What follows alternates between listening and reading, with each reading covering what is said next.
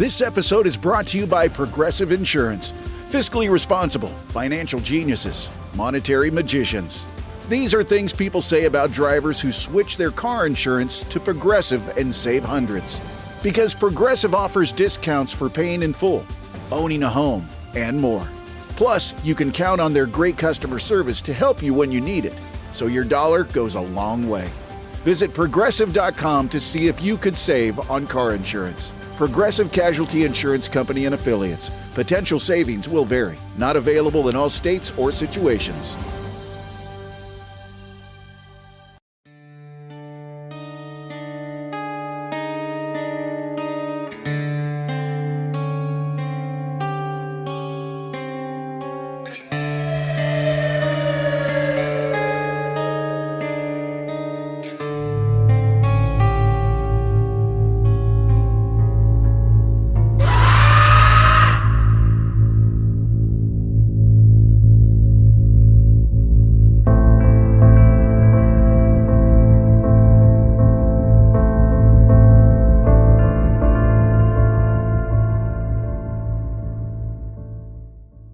Hello and welcome to another episode of the Halloween Podcast. I am your host, Lyle Perez, and you're listening to episode 32 of our special series, The Dark Record, where we uncover history's eeriest stories, one strange and unsettling case at a time.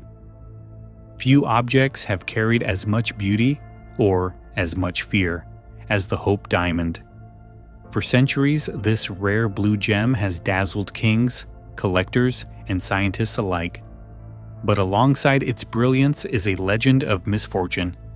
Owners have been said to meet ruin, families collapse, and fortunes vanish. Some whisper that it was stolen from a sacred idol, cursed from the very beginning. Others insist the tragedies that follow it are nothing more than coincidence, magnified by the stone's fame. The next entry into the dark record, the Hope Diamond Curse. Let's begin.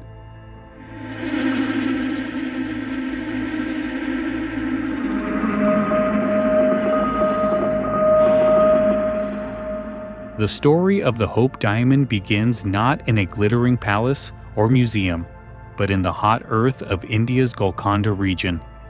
For centuries, this area was the world's most famous source of diamonds, producing stones so rare and dazzling that they became the envy of kings.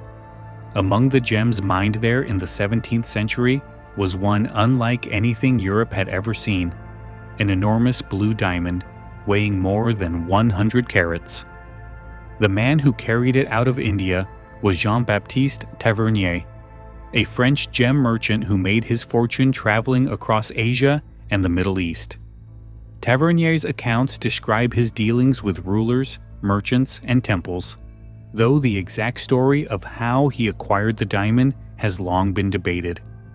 According to one popular legend, he stole it from the eye of a Hindu idol, prying it loose from its sacred setting. In this version of the tale, the theft enraged the gods, cursing the stone and all who would ever own it. Historians doubt the literal truth of this story. It was likely invented later to heighten the gem's mystique, but the idea stuck. From its very beginnings in Western history, the diamond was already linked with both wonder and doom. Tavernier brought the stone back to Europe in 1668 and sold it to King Louis XIV of France. The Sun King had the massive stone recut, reducing its size to about 69 carats, but improving its brilliance and symmetry. The new jewel became known as the French Blue, set into a golden cravat pin that Louis wore on ceremonial occasions. For nearly a century, the French Blue remained one of the crown jewels of France, admired by courtiers and envied by rival nations. But even kings could not escape misfortune. Louis XIV died of gangrene, outlived by nearly all of his heirs, leaving the throne to his great-grandson, a child of only 5 years old. His successor, Louis XV, fared little better, his reign marked by scandals and wars. By the time of Louis XVI and Marie Antoinette, France itself was on the brink of collapse. When revolution erupted in 1789, it swept away not only the monarchy, but the treasures of the royal household. In 1792, during the looting of the French crown jewels, the French blue vanished. Some said it was stolen by thieves who smuggled it out of France. Others believed it was broken apart to disguise it, the better to sell it on the black market. Whatever the truth, the gem disappeared into history for decades. The legend of the curse grew darker as people retroactively tied the fates of France's kings and queens to the stone. The beheading of Louis XVI and Marie Antoinette became proof in the public's imagination that the French blue was an object of divine punishment. By the early 1800s, the diamond resurfaced in London, smaller but eerily familiar. Its weight was now around 45 carats, and its cut slightly altered. Gem experts suspected it was the same stone, recut to avoid detection after the Revolution. If true, then the French blue had survived theft, smuggling, and decades in hiding. But in its rebirth, it no longer carried the name of kings. It was on its way to becoming the Hope Diamond, an object destined to pass from fortune to misfortune, always carrying with it the shadow of its troubled past.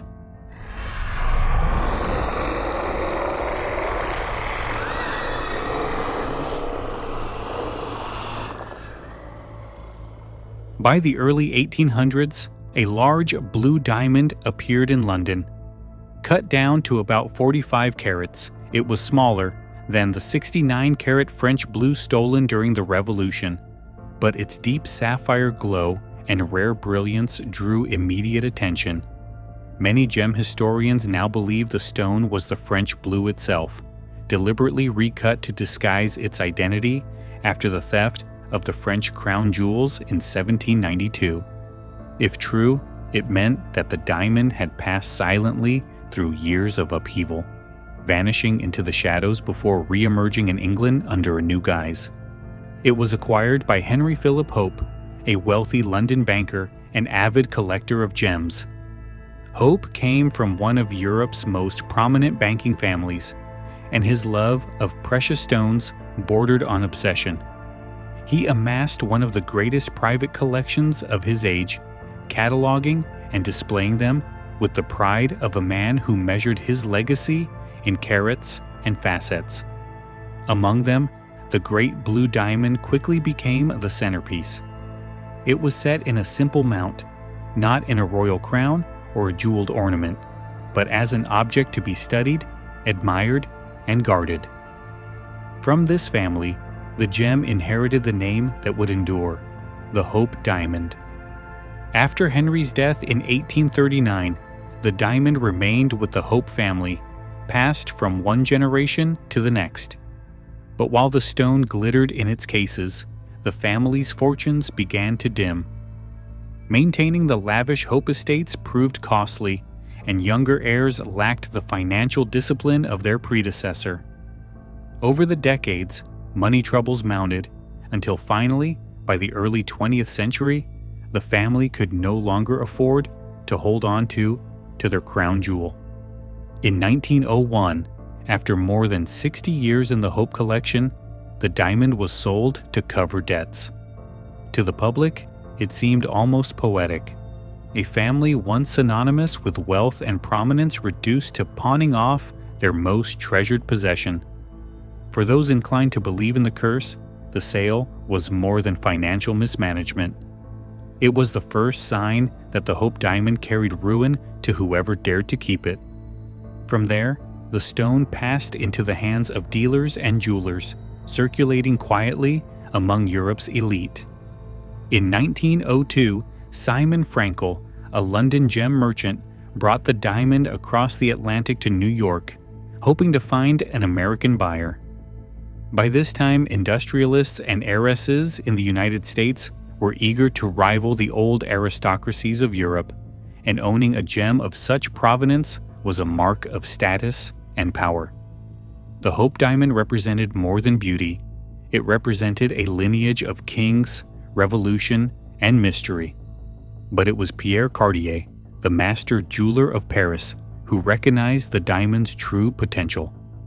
Cartier understood that jewels were not just sold by weight and clarity, they were sold by story. With the Hope Diamond, he saw not only a rare gem but a legend waiting to be told.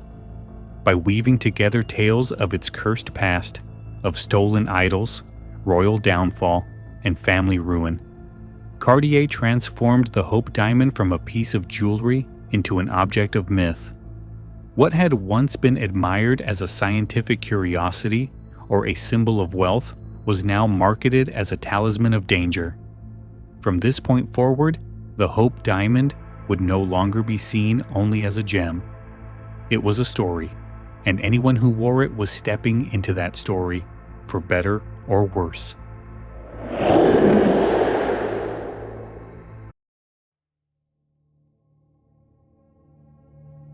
Do you love the strange, the unexplained, and the downright terrifying?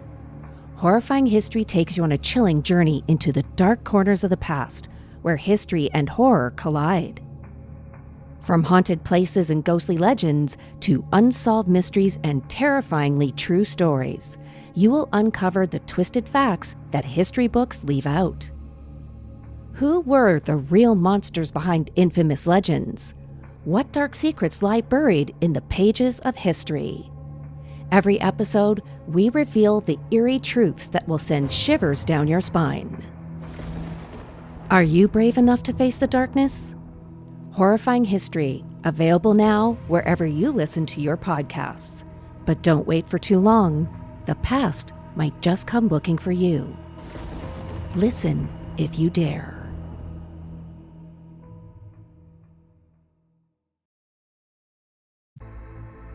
By the time Pierre Cartier took possession of the Hope Diamond in the early 20th century, he understood that selling such a stone required more than offering it in a velvet box.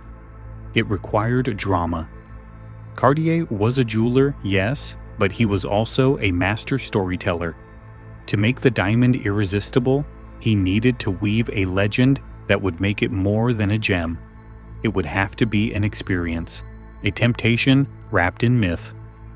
Cartier began emphasizing the stories already whispered about the diamond, that it had been plucked from the eye of a Hindu idol, that it had cursed kings and brought revolution, that families who held it had seen their fortunes collapse. He amplified these tales, hinting that the Hope Diamond was both a treasure and a burden, too dangerous for most, but perfect for those who dared to tempt fate.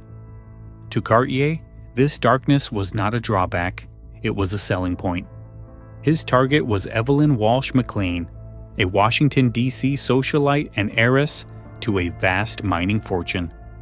Evelyn was known for her flamboyant taste, her love of parties, and her belief that gems carried personal power.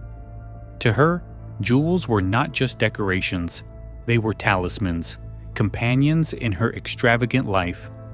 Cartier knew she would not shrink from a curse. In fact, she might even relish it.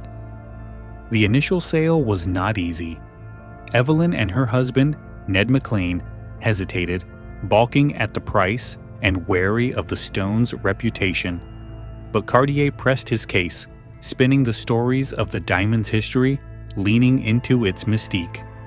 Finally, in 1911, the McLeans purchased the Hope Diamond for $180,000, a staggering sum at the time.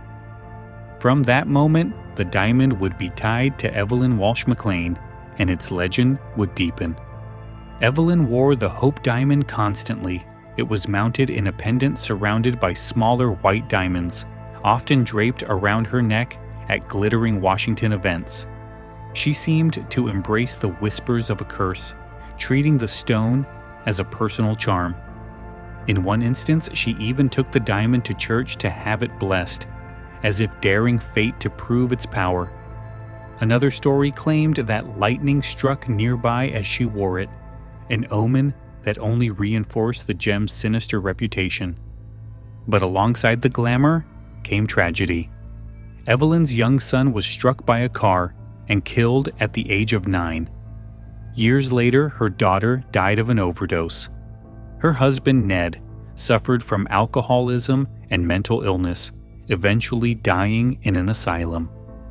By the time Evelyn herself passed away in 1947, her fortune was gone, her family fractured, her life a shadow of the lavish existence she once enjoyed.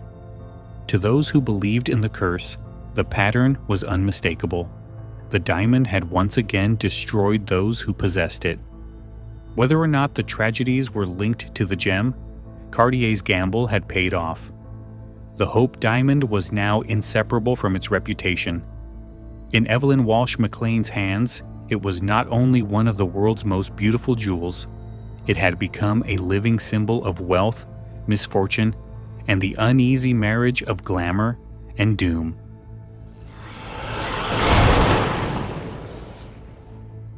After Evelyn Walsh McLean's death in 1947, her estate was saddled with debts. Her jewels, including the Hope diamond, were put up for sale. For a time, the legendary blue stone seemed destined to vanish into private hands again, its story continuing in the shadows. But fate carried it in another direction. In 1949, the diamond was purchased by New York jeweler Harry Winston, whose name was already synonymous with some of the world's most famous gemstones. Winston was not interested in keeping the stone locked away. He had a different vision. To him, the Hope diamond was more than a jewel. It was a cultural artifact, one that belonged to the public as much as to collectors. For years, Winston displayed the diamond at charity events and exhibitions, letting the public marvel at its extraordinary color. He used the stone not only as a draw for his jewelry house, but as a symbol of beauty meant to be shared. In 1958, Winston made a decision that would forever shape the diamond's destiny. He donated the Hope diamond to the Smithsonian Institution's National Museum of Natural History. It was an act both generous and shrewd. By placing the gem in a public museum, Winston cemented his own legacy as a benefactor of science and culture, while ensuring that the Hope diamond would become one of the most visited and studied jewels in the world. The journey to Washington carried its own touch of drama.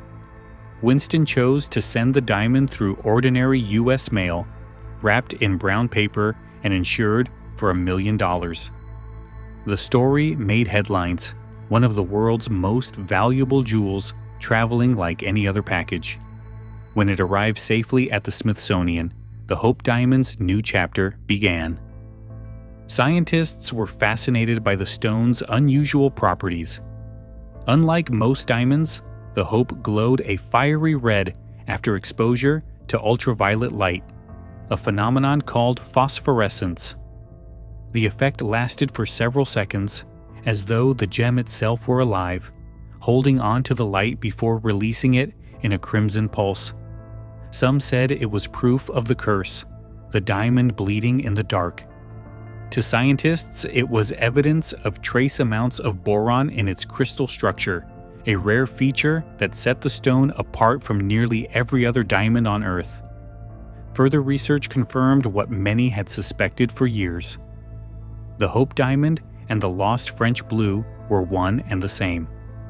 Using computer modeling, researchers reconstructed the original French blue cut and proved that the Hope matched perfectly when the missing sections were accounted for. At last, centuries of speculation had an answer. The King's diamond, stolen during the Revolution, had survived, altered but not lost. Today, the Hope diamond rests in the Smithsonian under heavy security, set in a platinum necklace surrounded by white diamonds. It rotates slowly in its case, lit by spotlights that highlight its unique blue fire. More than 7 million visitors a year gaze upon it, some marveling at its beauty, others whispering about its curse. To the museum, it is a national treasure.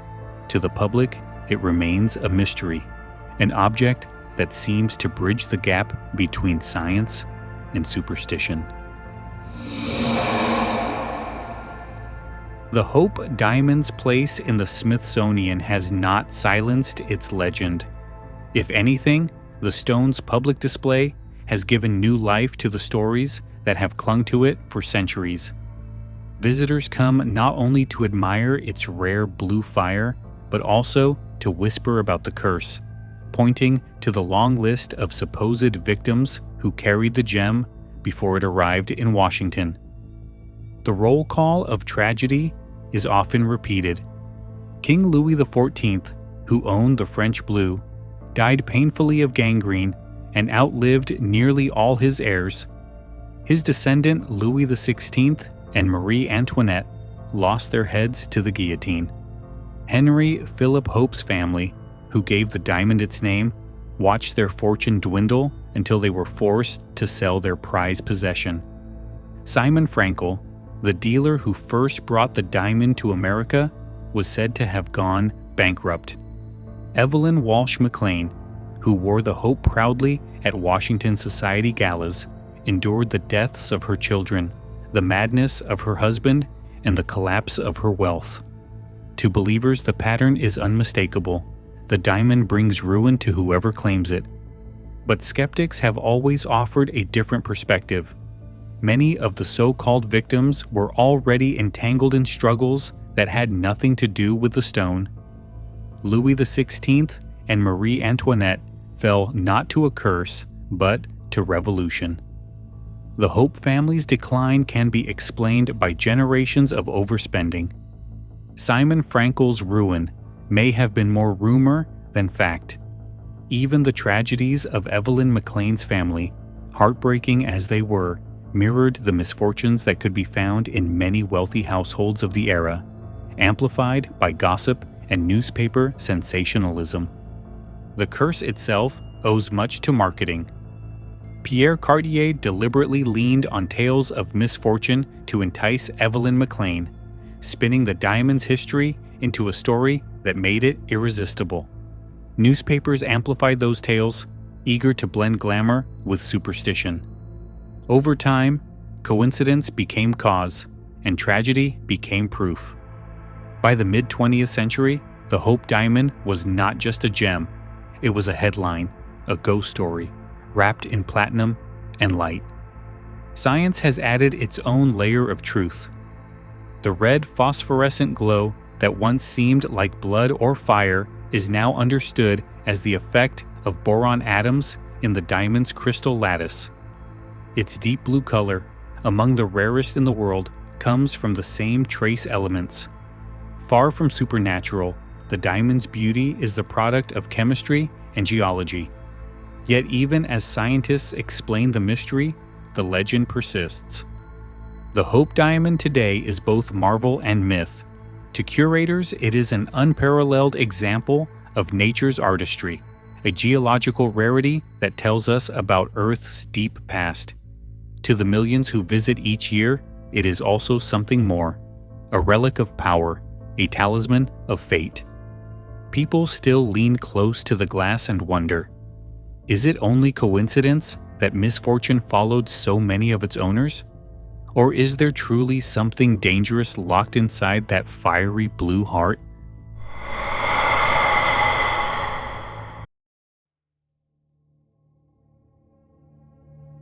Do you love the strange, the unexplained, and the downright terrifying?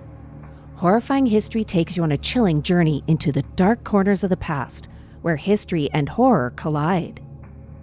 From haunted places and ghostly legends to unsolved mysteries and terrifyingly true stories, you will uncover the twisted facts that history books leave out. Who were the real monsters behind infamous legends? What dark secrets lie buried in the pages of history? Every episode, we reveal the eerie truths that will send shivers down your spine. Are you brave enough to face the darkness? Horrifying History, available now wherever you listen to your podcasts. But don't wait for too long. The past might just come looking for you. Listen if you dare.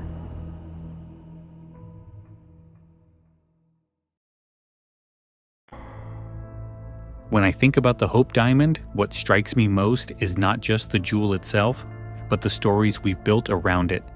At its core, it is a piece of the earth, carbon-shaped under immense pressure, formed in the darkness of the mantle long before humans ever walked the surface. Yet once we laid eyes on it, we couldn't resist the urge to make it more than a stone. We called it sacred, cursed, doomed, and divine. It says something about us that beauty alone isn't enough. We need meaning attached to it, a story that justifies its brilliance and explains its shadow. The Hope Diamond became that story. Kings believed it was their divine right to own it. Jewelers used its dark reputation to sell it. Collectors convinced themselves it could bring them status, even as they whispered about its dangers. And today, millions file past it in the Smithsonian, half in awe, half in unease, as though something invisible might reach through the glass. The so-called curse fascinates me because it blurs the line between coincidence and cause. Did the diamond bring ruin to those who owned it, or were those lives already destined for hardship? Monarchs fell, fortunes collapsed, children died. Tragic, yes, but tragedies are not rare. What made them feel different was that they orbited a single stone, each sorrow tied to the glint of blue fire. The pattern is one we created, stitched together by rumor and retelling until it seemed undeniable. And yet, I can't dismiss the feeling that objects can hold power. Not supernatural maybe, but cultural. When so many people for so many centuries believe that a stone carries fate, it begins to shape reality. People treat it differently. They fear it, they desire it, they pass down its legend until the story becomes as real as the stone itself. In that way, the Hope Diamond is both cursed and blessed, a mirror reflecting the hopes and fears of everyone who ever held it. Standing in front of it today, behind glass and steel, you can't help but feel that pull. It's more than a diamond. It's a reminder of how easily beauty can become myth, and how myths can endure long after the truth is explained. That brings us to the end of episode 32 of The Dark Record. We've traced the Hope Diamond's journey from its origins in India to the courts of France, from private collectors to Washington society, and finally, into the Smithsonian, where it gleams today. For centuries, it has carried with it a legend of misfortune, stories of ruined fortunes, tragic deaths, and a curse that some still whisper about when they see its fiery blue light. Whether those tragedies were coincidence or proof of something darker, the Hope Diamond remains one of history's most captivating mysteries, remembered, retold, and now added to the record. Next time, we'll move from earthly treasures to the stars, where in 1977, a powerful radio signal was detected from deep space. It lasted just 72 seconds, but it became one of the greatest enigmas in the search for extraterrestrial life. We'll explore the mystery of the WOW signal. Until then, I'm Lyle Perez, and this has been the Halloween Podcast presenting The Dark Record. If you enjoyed the episode, don't forget to subscribe and leave a review. It helps keep the show alive and weird. You can also explore sources, extras, and more at our Facebook page at facebook.com/The Halloween Podcast or at our website, thehalloweenpodcast.com. Thanks for listening. Keep your eyes on the shadows. And remember, not every treasure brings fortune. Some only bring fear. Have a good night.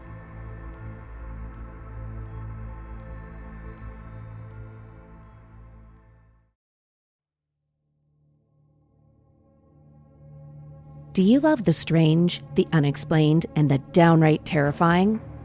Horrifying History takes you on a chilling journey into the dark corners of the past, where history and horror collide. From haunted places and ghostly legends to unsolved mysteries and terrifyingly true stories, you will uncover the twisted facts that history books leave out. Who were the real monsters behind infamous legends? What dark secrets lie buried in the pages of history? Every episode, we reveal the eerie truths that will send shivers down your spine. Are you brave enough to face the darkness? Horrifying History, available now wherever you listen to your podcasts. But don't wait for too long.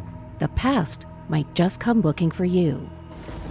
Listen if you dare.